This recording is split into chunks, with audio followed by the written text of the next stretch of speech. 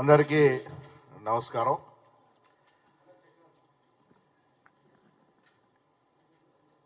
ఈ దేశంలో గత 100 సంవత్సరాల చరిత్ర తీసుకుంటే ఎస్సీ, ఎస్టీ, బీసీ, మైనారిటీ వర్గాలకి అండగా ఉన్నటువంటి కుటుంబం ఏదైనా ఉందంటే గాంధీ కుటుంబం. ఇవాళ రాహుల్ గాంధీ గారు పదే పదే ఇటు రాష్ట్ర ప్రభుత్వాలకు కానీ అటు కేంద్ర ప్రభుత్వానికి కానీ విన్నవిస్తున్నది जितनी आबादी उतनी हिस्सेदारी भागीदारी. ఇవాళ ఈ రాష్ట్రంలో మాన్య ముఖ్యమంత్రి రేవంత్ రెడ్డి గారు, మంత్రివర్యులు పొన్నం ప్రభాకర్ గారు చొరవతో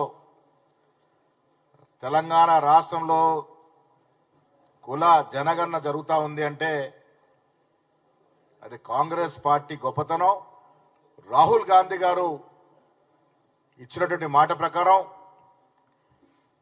మేనిఫెస్టోలో పొందుపరిచిన అంశాలు ఒకటిగా జనాభా కులగణన జరగడానికి ఆనాడు రేవంత్ రెడ్డి గారు, బట్టి విక్రమార్క గారు, యావత్ పీసీ నాయకులు ఇచ్చినటువంటి మాట ఇవాళ నిలబెట్టుకున్నారు.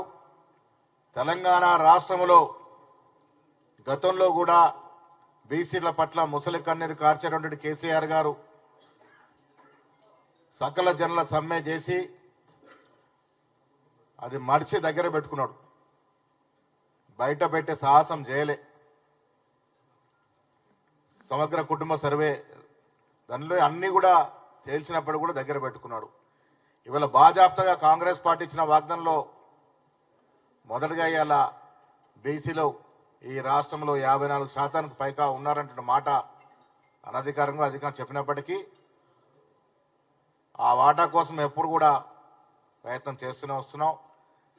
ఇవాళ ఈ పత్రికా ముఖంగా రాష్ట్ర ముఖ్యమంత్రి రేవంత్ రెడ్డి గారికి, దానిలో చొరవ చూపిన మంత్రివర్యులు పొన్నం ప్రభాకర్ గారికి, ఆది శ్రీనివాస్ గారికి, మా బీసీ శాసనసభ్యులందరికీ కూడా ధన్యవాదాలు తెలియజేస్తా ఉన్నాం.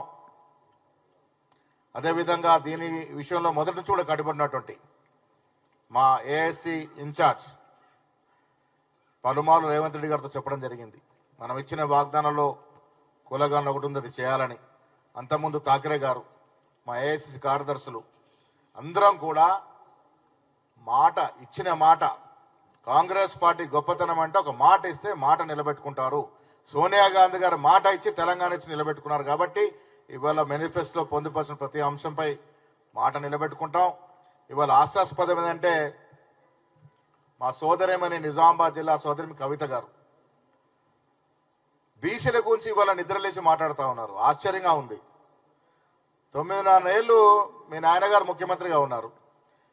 మీ అన్నతో పాటు దాదాపు డజన్ పైగా మీ కుటుంబ సభ్యులు వివిధ హోదాల్లో ఉన్నారు.